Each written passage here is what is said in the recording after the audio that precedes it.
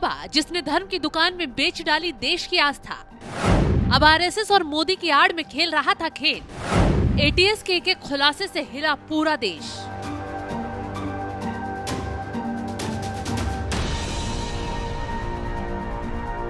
छांगुर बाबा जिसने शैतानी साजिश रची, धर्म को ढाल बनाया, आस्था का गला घोटा और देश की नींव तक हिलाने की कोशिश की। एक ऐसा बाबा जिसने खुद को धर्मात्मा बताया, धर्म की आड़ में खूंखार कारनामों को अंजाम तक पहुंचाया।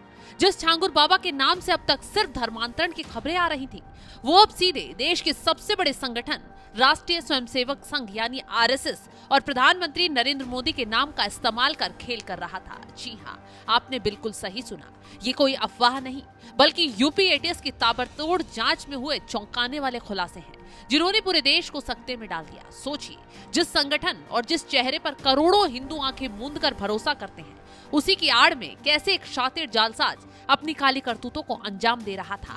यह सिर्फ धर्मांतरण का मामला नहीं, ये तो देशद्रोह, मनी लॉन्ड्रिंग और शायद आतंकी साजिश तक का सबसे बड़ा खेल है। एटीएस की टीम ने कैसे एक एक राज उगलवाए, कैसे हर परत दर परत खोलती चली गई, ये सुनकर आपके रोंगटे खड़े हो जाएंगे। जमालुद्दीन उर्फ छांगुर बाबा एक ऐसा किरदार जिसकी परतें जैसे जैसे खुल रही हैं, सनसनीखेज खुलासे हो रहे हैं। यूपी एटीएस की टीम अंधेरे में टटोलती हुई एक एक धागे को पकड़ती गई और मकड़जाल सामने आया। वो कल्पना से भी परे है।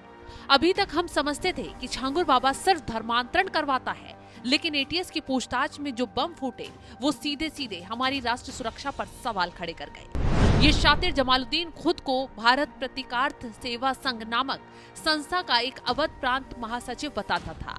इस संस्था का नाम सुनते ही एटीएस के कान खड़े हो गए, क्योंकि इसका संचालन ईदुल इस्लाम नाम का एक शख्स नागपुर से कर रहा था और उसका नाम तो एफआईआर में भी दर्ज हुआ था। नागपुर आरएसएस का गढ़, यहीं पर शक की सुई तेज होकर घूम गई और जो खुलासा हुआ उसने सबको झकझोर दिया। ये संस्था आरएसएस से जुड़ी होने का दावा करती थी, यानी ये सिर्फ धर्मांतरण नहीं करवाता था, ये तो विश्वासघात की पराकाष्ठा भी लिख रहा था। ईदुल इस्लाम और छांगुर बाबा दोनों मिलकर इस संस्था के नाम का इस्तेमाल हिंदू लड़कियों और भोले भाले लोगों को झांसे में लेने के लिए कर रहे थे।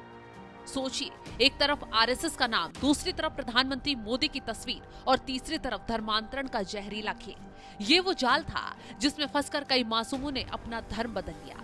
एटीएस के सूत्रों से मिली जानकारी के मुताबिक जब ईदुल इस्लाम के ठिकानों पर छापा मारा गया तो जो सबूत हाथ लगे वो दिमाग हिला देने वाले थे।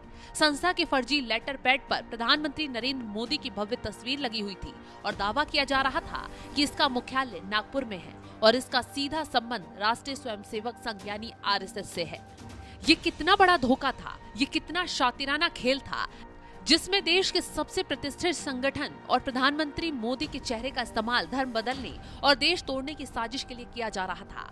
एटीएस के अधिकारी बताते हैं, ईदुल इस्लाम ने बकायदा छांगुर बाबा को अवध प्रांत का महासचिव नियुक्त किया था, मानो जैसे ये कोई आधिकारिक पद हो। ये दोनों शातिर अपराधी अफसरों, स्थानीय नेताओं से मिलते समय खुद को आरएसएस के बड़े नेताओं का करीबी बताते थे, ताकि कोई उन पर शक न करने पाए और इनके काले धंधे बिना किसी रोक टोक के चलते जाएं। सबसे हैरानी वाली बात तो ये है कि छांगुर के एक पूर्व आईपीएस अधिकारी सहित कई अन्य अधिकारियों से गहरे संबंध होने का दावा भी किया गया।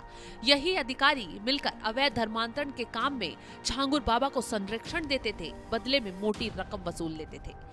लेकिन कहानी यही खत्म नहीं होती। यूपी एटीएस की जांच में तो ये भी सनसनीखेज खुलासे हुए हैं। ईदुल इस्लाम ने स्थानीय प्रशासन से सांठगांठ कर ग्राम समाज और तालाब की जमीनें तक फर्जी तरीके से खरीदवाने में मदद की। ये कितना बड़ा नेटवर्क था, जहां सरकारी जमीनों पर भी कब्जा किया जा रहा था और अधिकारी आंख मूंद कर बैठे थे।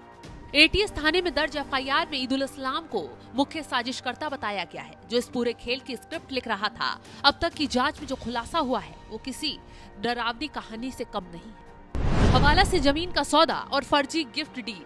पता चला है कि 100 करोड़ की जमीनें बलरामपुर में हवाला के जरिए हथियाई गई और नीतू उर्फ नसरीन नाम की एक महिला का तमिलनाडु कनेक्शन भी सामने आया, जो इस पूरे जमीन घोटाले में शामिल थी। मनी लॉन्ड्रिंग का माया जाल।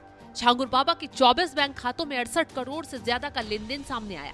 ये पैसा सिर्फ देश के भीतर नहीं, बल्कि मुंबई से पनामा जैसे टैक्स हेवन देशों तक पहुंचता था। आखिर पैसा कहां से आ रहा था, क्यों आ रहा था? सवाल उठता है, क्या ये मनी लॉन्ड्रिंग का एक विशाल नेटवर्क था जिसका मकसद काले धन को सफेद करना था? विदेशी फंडिंग और आतंकी कैंप की साजिश।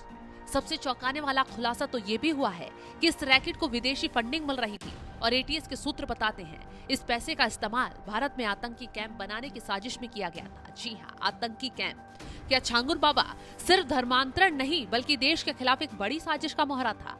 क्या ये सिर्फ धर्मांतरण के आड़ में युवाओं का ब्रेन वॉश कर आतंकवाद की राह पर धकेलने का एक बड़ा प्लान था? आगे की जांच में ये बातें भी पता लगाई जा रही हैं। ईडी की एंट्री, ताबड़तोड़ छापेमारी। ईडी ने भी इस मामले में धमाकेदार एंट्री मारी। छांगुर बाबा पर ईडी की बड़ी कार्रवाई हुई जिसमें 68 करोड़ से ज्यादा की मनी लॉन्ड्रिंग का खुलासा हुआ। उसके 15 ठिकानों पर ताबड़तोड़ छापेमारी की गई। ये छापेमारी बताती है कि इस मामले की जड़ें कितनी गहरी और कितनी बड़ी आर्थिक धोखाधड़ी का मामला भी है।